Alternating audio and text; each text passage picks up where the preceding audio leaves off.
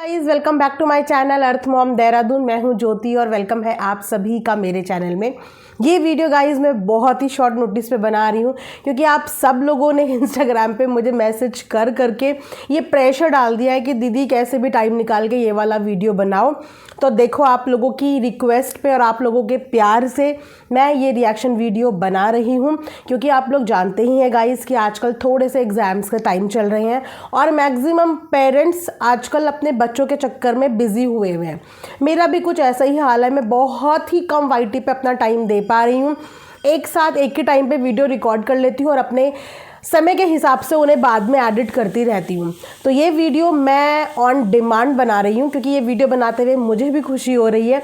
Gas करके बता सकते हो आप लोग कि ये वीडियो किस पे होने वाली है? थोड़ा सा गैस करो। वैसे तो आप लोग इतने स्मार्ट हो कि थंबनेल पे फोटो देख के ही अंदाज़ा लगा लेते हो और उसके बाद क्वेश्चन का आंसर सब के सब सही दे देते हैं। तो चलिए कोई बात नहीं, वीडियो को हम लोग आगे लेके चलते हैं। चैनल पे नए हैं तो सब्सक्राइब करे बिना बिल्कुल भी मत जाना। आज मुझे कमेंट सेक्शन में एक भी नेगेटिव कमेंट्स नहीं चाहिए क्योंकि वीडियो बहुत ही ज़्यादा पॉजिटिव और बहुत ही ज़्यादा प्यारी होने वाली है। इसीलिए जिनके दिल में प्यार है, जो लोग पॉजिटिव हैं, नफ़रत से कोसों दूर हैं, किसी को हेट नहीं करते, किसी से घृणा, द्वेष, दुश्मनी, ये सब इमोशन अगर आप लोगों के अंदर नहीं है तो ही आके कमेंट सेक्शन में कमेंट करना। अदरवाइज आप लोग कमेंट मत करना। किसी के हैप्पी मोमेंट को ख़राब बिल्कुल भी मत करना क्योंकि मैं भी बहुत हैप्पी जोन में हूँ और एक बहुत ही हैप्पी रिएक्शन वीडियो ही बनाने वाली हूँ। तो क्या करना है? सब्सक्राइब करना है, वीडियो को लाइक करना है, साथ में नोटिफिकेशन भी ऑन करना है ताकि मेरे आने वाली हर वीडियो का नोटिफिकेशन आप तक सबसे पहले पहुंच जाए। और गाइज अगर आप लोगों को ये कॉर्ड सेट पसंद आ रहा है, जो कि वेलवेट का कॉर्ड सेट है, बहुत ज़्यादा वार्म भी नहीं है और बहुत ज़्यादा चिल वाला भी नहीं है, तो आप लोग इसे बाय कर सकते हैं। मेरी वीडियो के कमेंट सेक्शन में पिन मिल जाएगा कमेंट। ये इसका फुल लेंथ फोटो है, काफ़ी अच्छा है और सभी साइज में अवेलेबल है। तो चलिए वीडियो की करते हैं शुरुआत।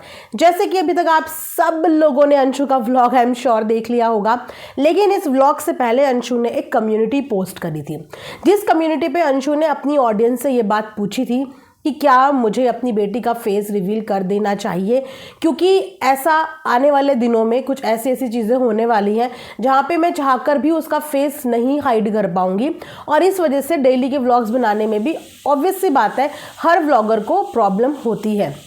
तो जब कम्युनिटी पोस्ट करी थी अंशु ने, तब मैं उसकी कम्युनिटी के नीचे भी देख रही थी कि कुछ लोग तो कह रहे थे कि सेलिब्रिटी है क्या, सेलिब्रिटीज़ को कॉपी कर रही है, दिखाना है तो जल्दी दिखा। कुछ लोग कह रहे थे कि देखो देखो बेटी का फेस रिवील कर रही है, कंटेंट के लिए बेटी को इस्तेमाल कर रही है। मतलब कभी कभी तो मुझे समझ में नहीं आता कि इंसान करे तो करे क्या। अगर अपनी ऑडियंस से पूछ ले तो ऑडियंस की परमिशन की क्या ज़रूरत है? ये तो तुम्हारी खुद का डिसीजन होना चाहिए, तुम्हें जो करना है करो। अरे ऑडियंस की भी इच्छाओं का ख्याल रखना पड़ता है क्योंकि एक क्रिएटर को देखने वाली उसकी ऑडियंस होती है, जिस तरीके से उसे प्यार करने वाली ऑडियंस होती है। तो वो क्यों अपनी ऑडियंस से ये चीज़ शेयर नहीं करेगी और क्यों अपनी ऑडियंस की राय नहीं करेगी? कुछ लोग तो ऐसे भी हैं कि अगर उन्हें कोई छोटा मोटा चीज़ भी करनी होती है ना, जो कि उन्हें करनी होती है, उसके बाद भी फॉर्मेलिटी करने के लिए कम्युनिटी छाप देते हैं कि हम ऐसा करें या ना करें, हम ये जवाब दें या ना दें, हम ये वीडियो बनाएं या ना बनाएं। सोचो, तो उसने तो अपनी ऑडियंस का मान रखते हुए उनका एक ना पॉइंट ऑफ व्यू जानने की कोशिश करी, जहाँ पे मैक्सिमम लोग चाहते थे कि बेबी का फेस रिवील करे। काफ़ी लोगों के अच्छे कमेंट्स भी थे और जो सेलिब्रिटी वाली बात है, तो भाई इन्फ्लुएंसर भी कहीं ना कहीं अपने लेवल पे सेलिब्रिटी ही होते हैं। आज की डेट में हर कोई सेलिब्रिटी ही है गाइज। सोशल मीडिया पे चाहे किसी के 10 फॉलोवर हैं, चाहे 10 लाख हैं, चाहे 10 मिलियन है, अपने आप को सेलिब्रिटी से कम कभी समझना नहीं चाहिए। सेलिब्रिटी भी तो इंसान ही है, वो भी इंसान ही है, हम भी इंसान ही हैं। सेलिब्रिटी को ही क्या अपने बच्चों का फेस छुपाने का हक है? पहले के टाइम पे लोग अपने बच्चों का फेस कई महीनों तक छुपा के रखते थे, नॉर्मल लोग भी। तो क्या वो सेलिब्रिटी नहीं थे? अपनी अपनी चॉइस होती है। अब अगर आपको सेलिब्रिटी के साथ तुलना करनी है तो फिर आप लोग कर लो, कोई दिक्कत नहीं है, लेकिन अपने आप में खुद को सेलिब्रिटी से कम मत समझो, ठीक है? तो उसके बाद कम्युनिटी के बाद आज फाइनली अंशु ने अपनी बेबी का फेस रिवील कर दिया।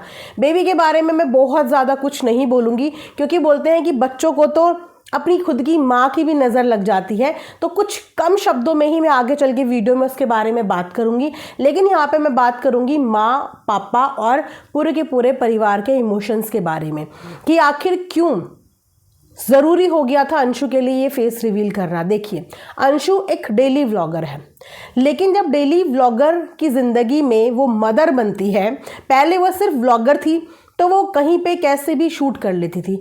अब जब वो मदर बनी है और उसके ऊपर इस बात का प्रेशर भी है कि मुझे बच्चे का फेस नहीं दिखाना है, तो बच्चे को इंसान कहाँ और कब तक हाइड करे, जबकि उसकी ज़िंदगी अभी उसी में है। उसकी पूरी की पूरी ज़िंदगी एक एक मिनट, एक एक घंटा, एक एक सेकंड उसी के साथ है।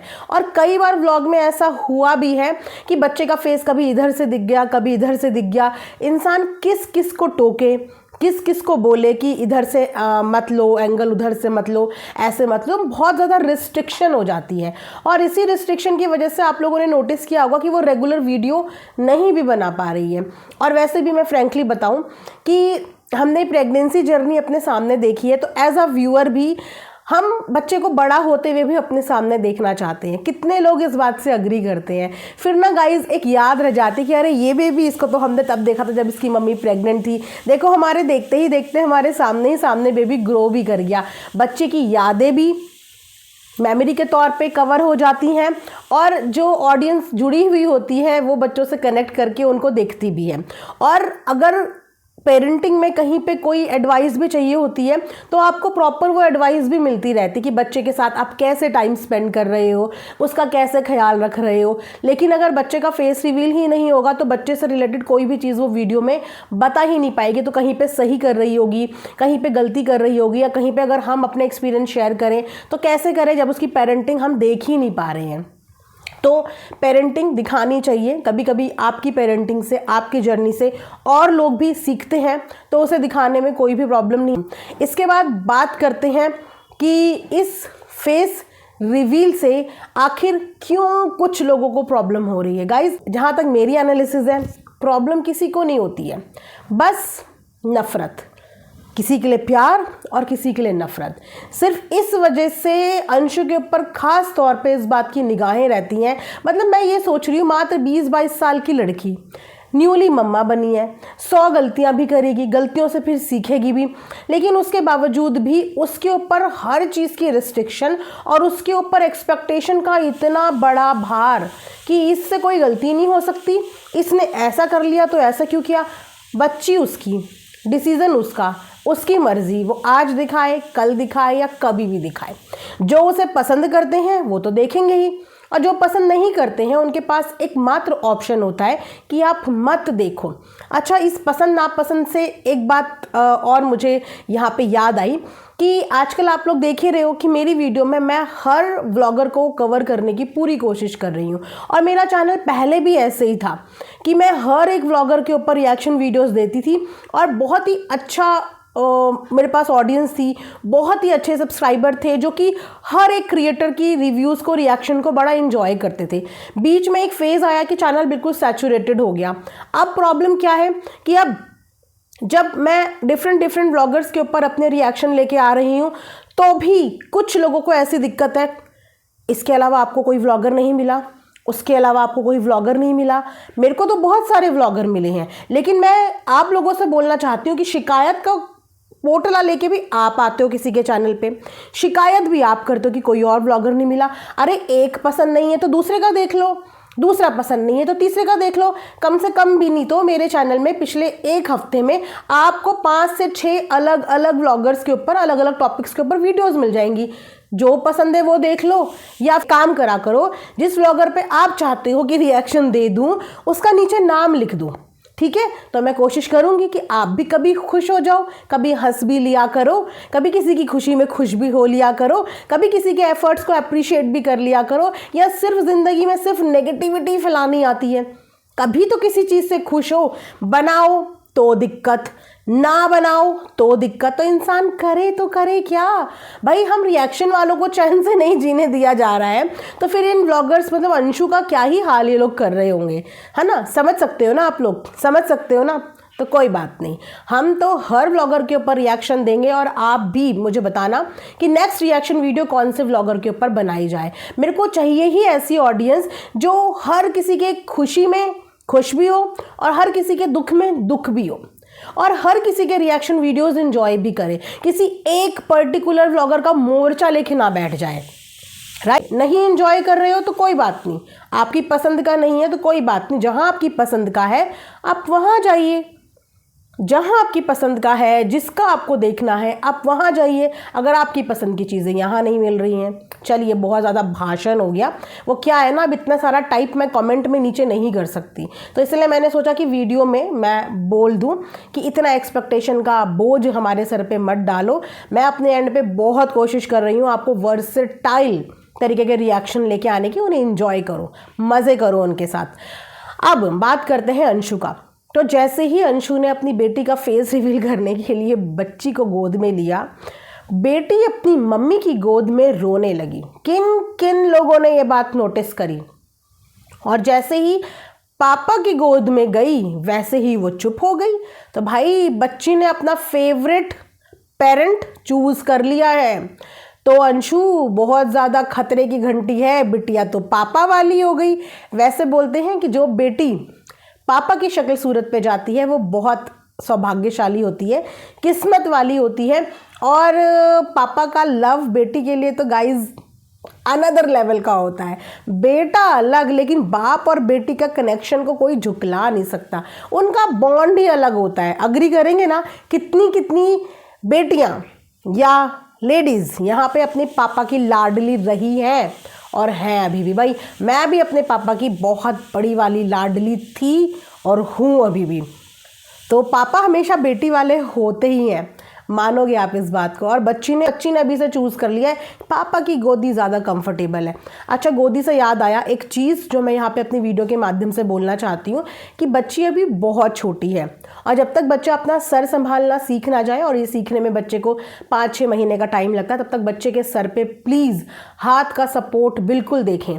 मैं देख रही थी कि चाहे वो अंशु के हस्बैंड हो, चाहे वो अंशु हो, दोनों में से किसी ने भी बच्चे के सर पे हाथ का सपोर्ट नहीं दिया हुआ था, यहीं से शोल्डर से ही उसको पकड़ा हुआ था।